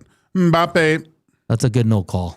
That is a good no call. Yeah, he didn't even touch him? No, he doesn't touch him. On the second leg, but by that time, no, you can't call it there. That's a good call. But Mbappe could have stayed up, though. That's the thing. Well, he's trying to get the penalty. I know. And he almost did. Well, he didn't because they had to go to the VAR. We're always coming to you live from the William Huff studio since 1952. Don't be a William Huff has provided industry-leading advertising solutions for thousands of valued clients. Their unparalleled customer service combined with decades of industry expertise and a desire to make every job the very best it can be is what they call the William Huff advantage. Visit their website at williamhuff.com or give them a shout at 780-454-4536. Don't forget to subscribe. Slam that thumbs up for us. Hit us up on the River Cree inbox, 780-218-9999. And if you missed any segments, go to Apple or Spotify or Google Play and download all the EST shows. All it does is push our content to the top. Let's get those download numbers up, Joaquin, and subscribe. We're on the way to 15K. We want to get there by the end of the summer. Up next, we'll update you on some World Cup. Are we at 15K? Are we at 15? Yeah, we're at 16K. 15. Sorry, 16K. Right. And we'll do Noticias for the Edmonton Elks, who play on Saturday. We're back after the break.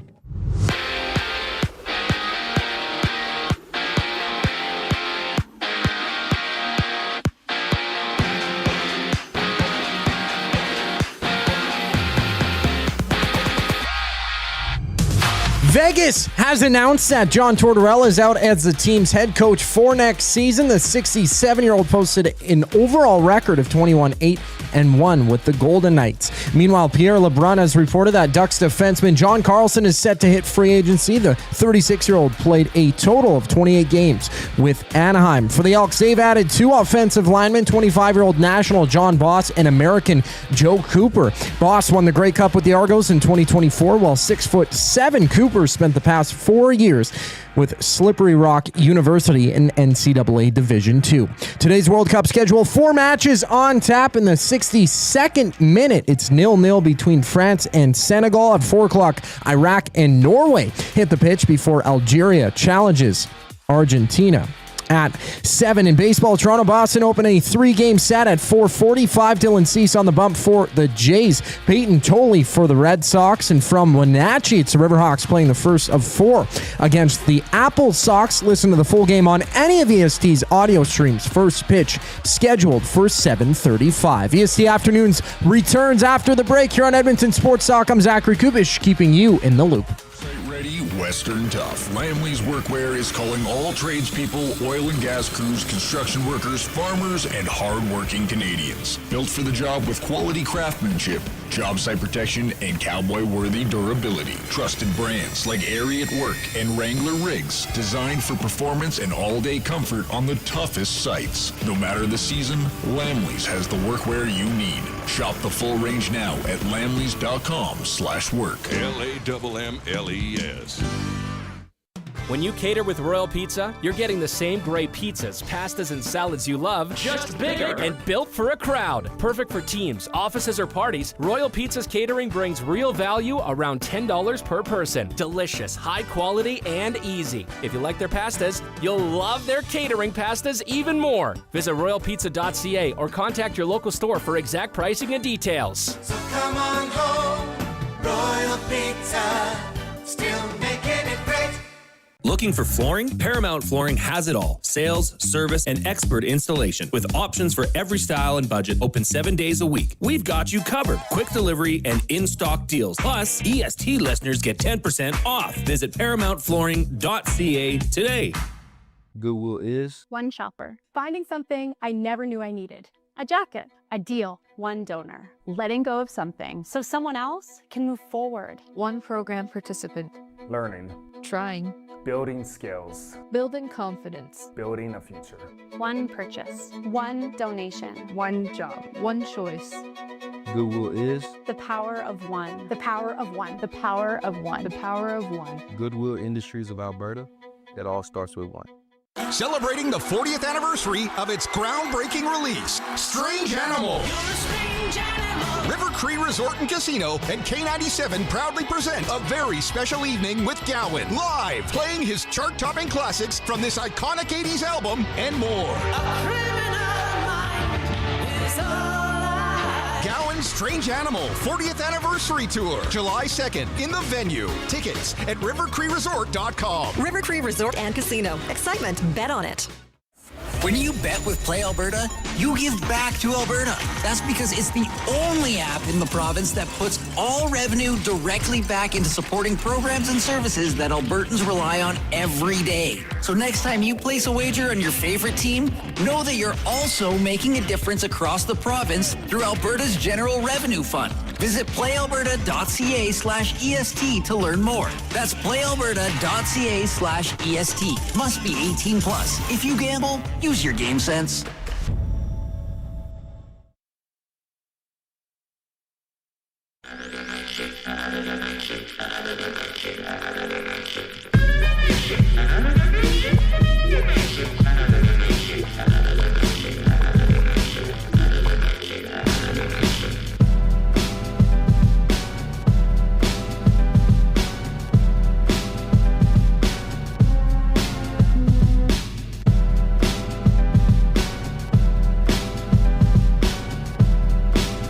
Mbappe! Goal!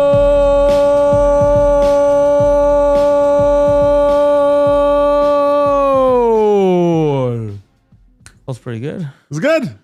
France, 1-0. Oh! Uh-oh. Could be 1-1. Oh!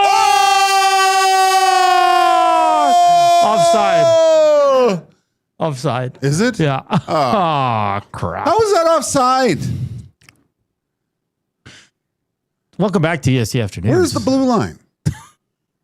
It's Joaquin Hernan Coop. Oh, yeah. He's off. It was a 2-line pass. The blue line was... I mean, as soon as I see that, I'm running forward, bringing that blue line up. I needed a moving blue line. Oh, goalie's got it. Oh, yeah, I guess he did. That was power. Francia! 1-0 over Senegal. How many minutes in? 67th minute. I like those Senegal kits. Yeah, they're pretty nice. Actually. They are nice. Hydration break, Joaquin? Hydration break? Sure. Did you see Scotland at Wrigley? I did. That was freaking amazing. It was awesome. Freaking amazing. Brought me back, man. When I played in Scotland, when I was winning Hart trophies over there, that's what it was like in my games. Those Scots, man, they can party. There's 5,000 people in our home arena. Yeah. But that's the way it was the whole game. It was crazy. They can party, bro. God, they loved me.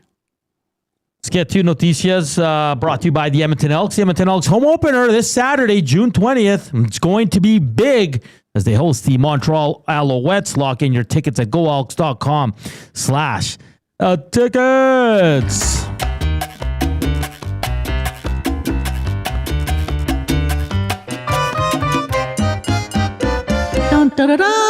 All right, Joaquin. Toronto Maple Leafs have traded goaltender Joseph Woll and defenseman Simon Benoit to the Philadelphia Flyers for goaltender Samuel Ersson, defenseman Emile Andre, and a third-round pick in the 2026 NHL draft. John Chaika also said he expects to name a head coach in the next several days. Ooh, interesting. Very sad news. Former Chicago Blackhawk, LA King forward Kyle Calder passed away. The NHLPA announced earlier today. A guy I remember playing on the Blackhawks, twice scored 20 goals, had 53 points one game. You said you think you played against him. Yeah, maybe I didn't. I don't know. Probably just watched him a lot.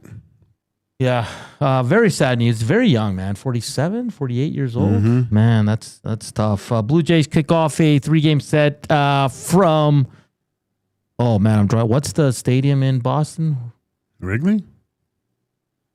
Boston. Which one? Red Sox. Yeah, Wrigley Field. No, that's Chicago, isn't it? That's Boston. Wrigley Field? Okay.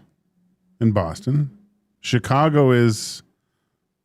Well, there's Soldier Field, where the Bears play. And then there's the... Where do the Cubs play? Are you talking about the Cubs or the White Sox? No, I'm talking about the Boston Red Sox. Are you saying Chicago or Boston? Boston. Did I say Chicago? Yes. Oh, I'm sorry. I meant Boston.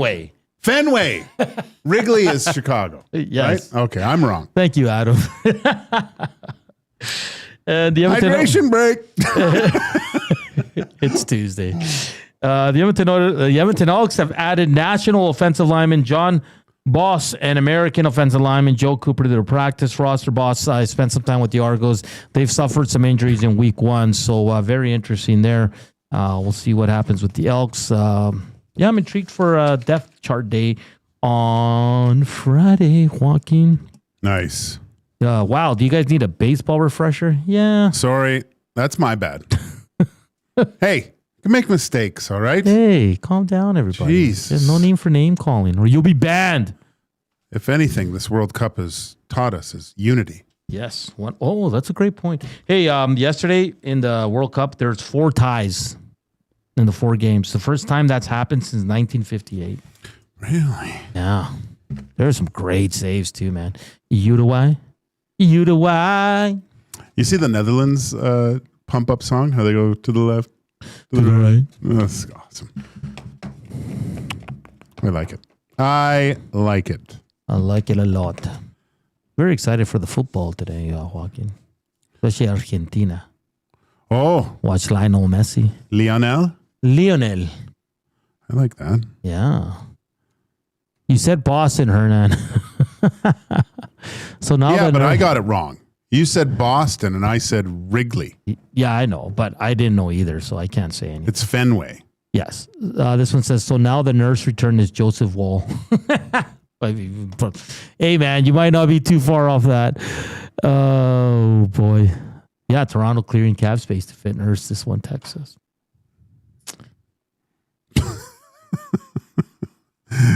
Would Nurse go to Toronto? I don't think he would. No, I don't think you'd want to. From one hockey hotbed to another. Yeah. He wants to, like Utah. Right? The Mammoth. Mammoth. Columbus. Yeah. He wants to go to a quiet spot where there's one media member.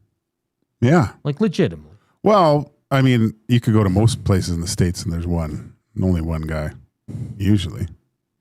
Anaheim. Would he stay in the Pacific? I don't think the Oilers would want to, but I don't think they have a choice at this point. If I was nursed, my teams would all be in the Pacific.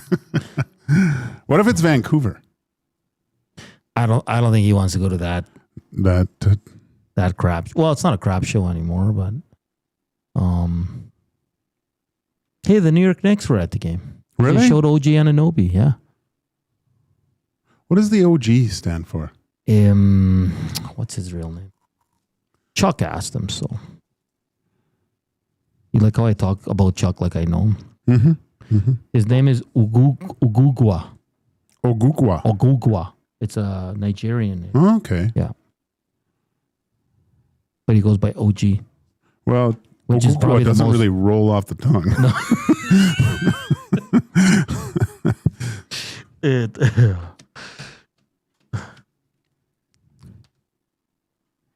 Hernan, stop Gage your gaslighting Hernan. Why? What are they doing? Yeah, what did you do? I don't even know what gaslighting is. I think my son explained it to me.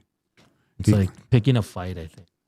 Yeah, no, I asked him what he actually, this is actually pretty funny. So I go, what is gaslighting? Yeah. And because I was reading it, I don't understand. And my son came in and he had just gotten ready. He went out on a date and he bought some new clothes and he had white pants on. Yeah. They look really good or whatever. And he had spaghetti stains on them.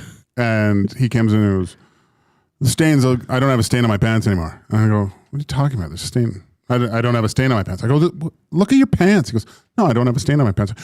I'm getting mad. He goes, that's gaslighting. I was like, you little prick. He's actually brilliant. I laughed after. Little bugger. Look at Coop's salad over there. Coop, show your. Does he have the small salad? It's like this. Jesus. Oh my God. It's a vat of salad. Biggest container I can find in the house, boys. Jeez. I have to shake up the salad somehow. Hey, for the screw it, let's do it. Last week, you went 2 for 5, Coop. Yeah, not good enough. Gager went 2 for 5, but you hit Lewis to win the GP, which is awesome. And I went 3 for 5, but I'm really cold. You hit yesterday. No, we went 5 for 5. You hit yesterday. Looks like you're going to hit from yesterday. I missed yesterday, so not a good start. play of the week. Stupid soccer, man. Yeah. Really crushing me. Well, let's go to break. You can think about your pick and be confident about it. Well, it's 2:40. We have to go to a break. I have to eat my salad, guys. Afternoon inbox presented That by is going to take you 8 days to eat that the salad. River Cree Resort and Casino. Check out their happy hour. 525 drinks available Sunday to Thursday from 9 a.m. to 7 p.m. We're back with the Screw Let's Do It Parlay on the other side of the break.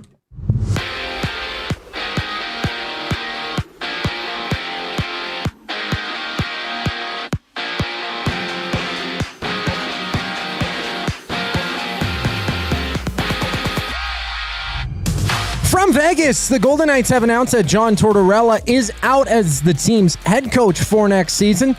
The 67-year-old posted an overall record of 21-8-1 with the team. Meanwhile, Pierre LeBrun has reported that Ducks defenseman John Carlson is set to hit free agency, with the 36-year-old playing a total of 28 games in Anaheim. For the Elks, they've added 2 offensive linemen, 25-year-old national John Boss and American Joe Cooper.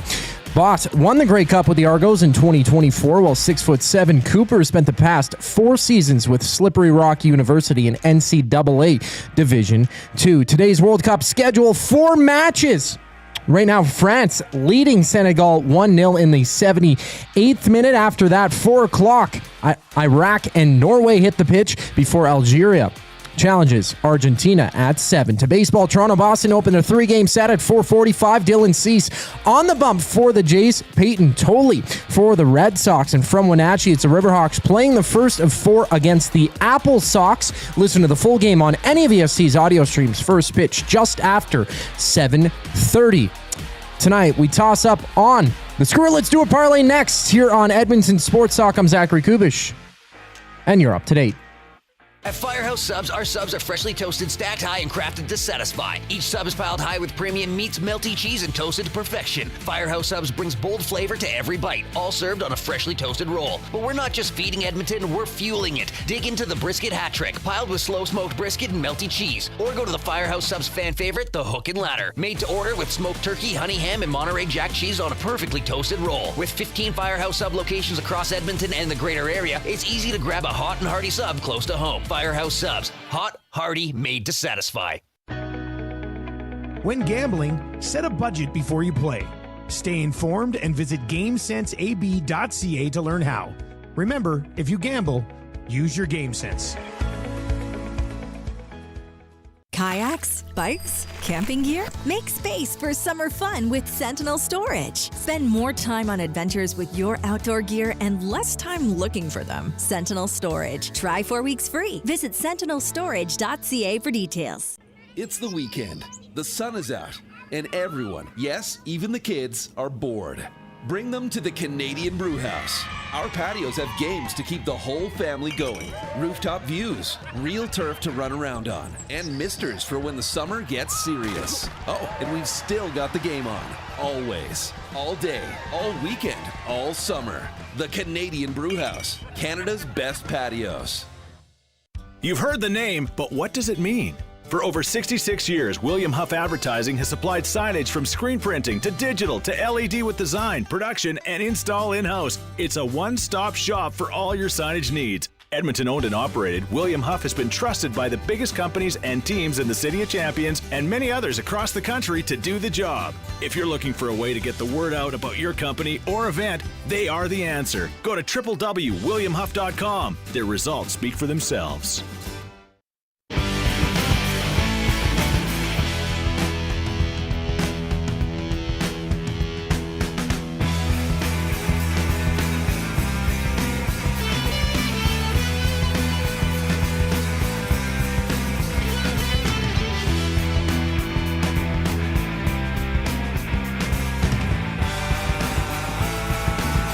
This is like an anaconda taking down a pig.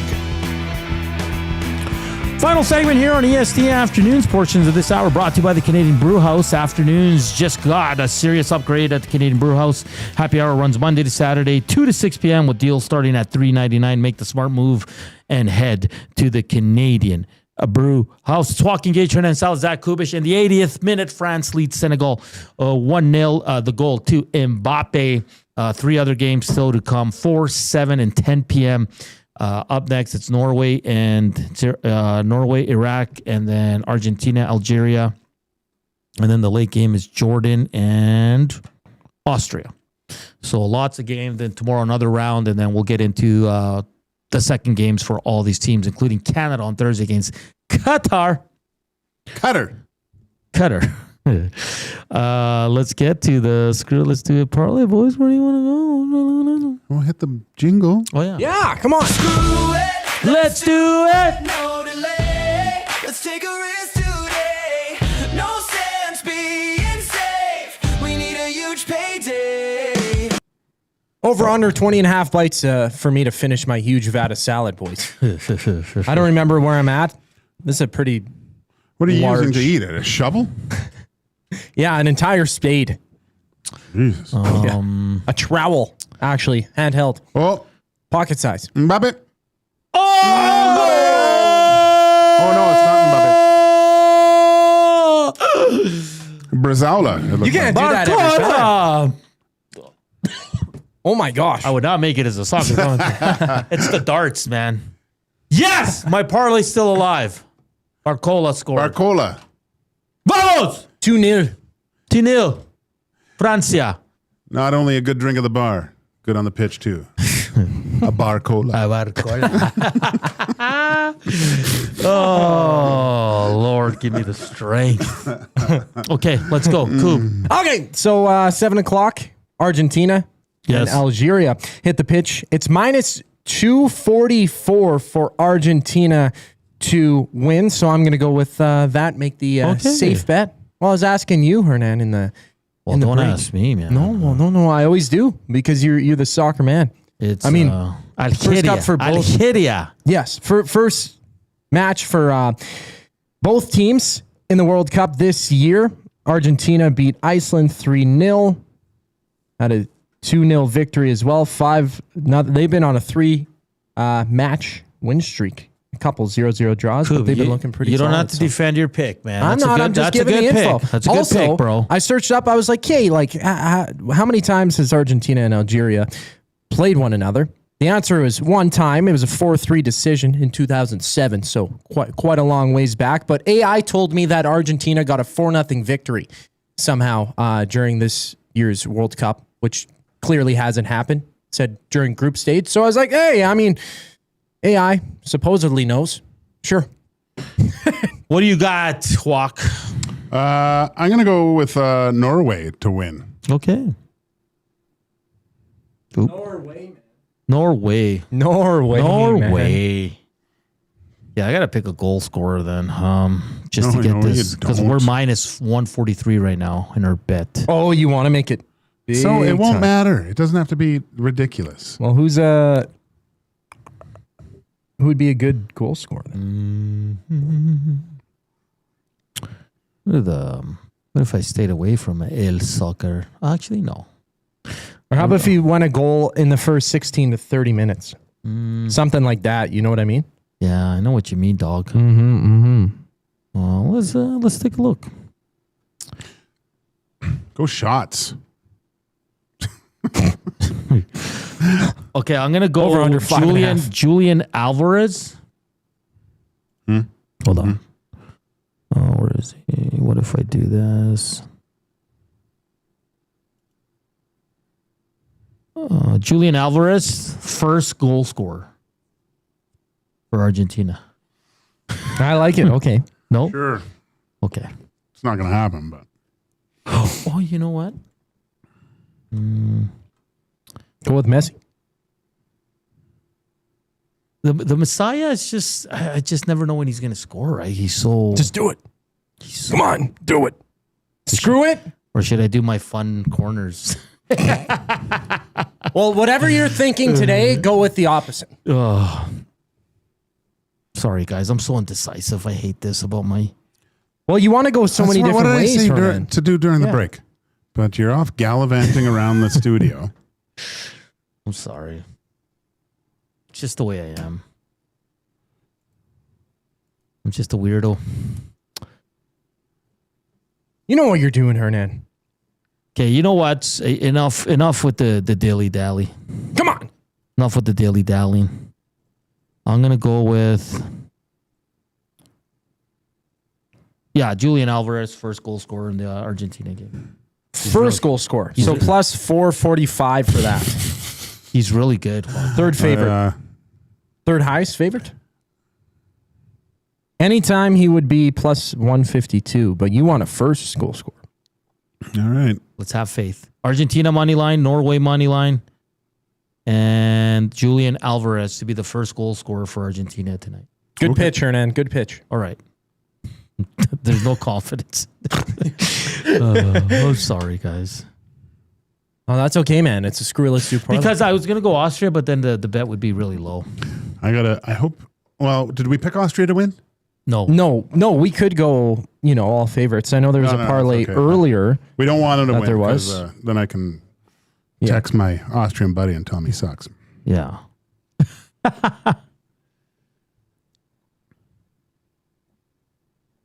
What can you do? The Screwless Soup Parlay is brought to you by Play Alberta. Inside the numbers. When you bet with Play Alberta, you give back to Alberta. That's because it's the only app in the province that puts all revenue directly back into supporting programs and services that Albertans rely on every day.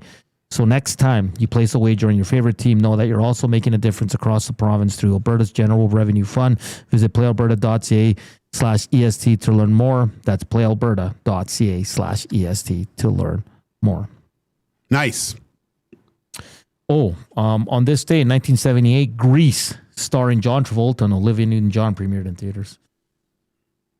Are you going to say that's a really good movie? I saw it a lot because of my sister. I never watched that. Really? Too much singing. The T-Birds? The who? The T-Birds? Who the T-Birds? I'm trying to sing you a song from Grease and I can't think of any right now. Tell me more. Tell me more. Like does he have a car? Grease lining. Oh, grease lining. Gross. On this day in 2006, Nacho Libre premiered in theaters. Never watched that either. Yeah. Pretty funny. Is it? On this day in 2000, Shaft premiered in theaters. Which one? With Samuel L. Samuel? Batman Forever debuted in theaters this day in 1995. Val Kilmer, Nicole Kidman, Tommy Lee Jones. I didn't mind that one, but I didn't like that Tommy Lee Jones Two-Face was trying to be like the Joker. It was dumb. Two-Face is in The Dark Knight. Two-Face is great. Okay. But Aaron Eckhart plays him, I think. He's a perfect Two-Face. And the whole lead up to it is just perfect. Great actor. Nice. Good stuff. What was I gonna? It's National Fudge Day. Do you like fudge? There's only one place I eat fudge from. Granville Island. There's a little place that's been there since I was a kid. Yeah. That's the only place I grab fudge. Nice. What's a place called on Granville? It's in in the market. There's a little kiosk. They've been making fudge forever. They got the big, huge brass vat where they do it. You know. Yeah. You probably saw it, Coop. Oh, I probably had way too much fudge. I know a guy. His last name is Fudge. My cousin is my cousin's buddy, and they call him Fudge. And I was like, "Why do you guys call him Fudge?" They're like, "It's his last name." It's actually his name. I was like, "Oh, I thought there was something more to this."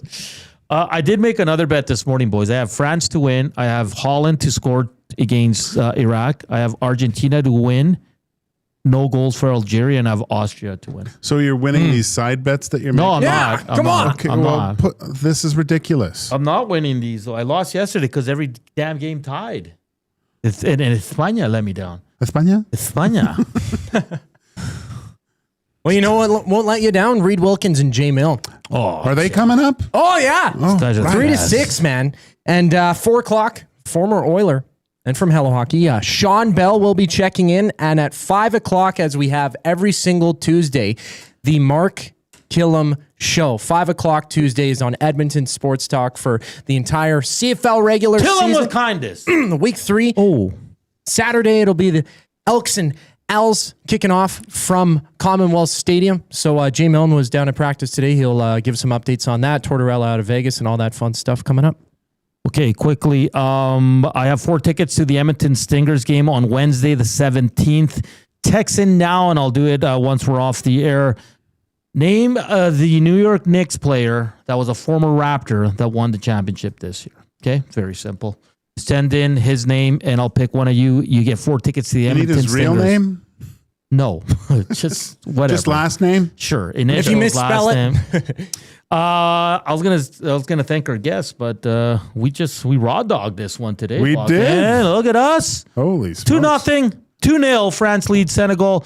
8 minutes of extra time. There's 7 minutes left here, so pretty safe if you have France on your parlay. For Coup, for Joaquin, Hernan, saying thank you for watching. Thank you for listening. Enjoy the rest of your day. Enjoy the games, and we're back at it tomorrow. Chowders.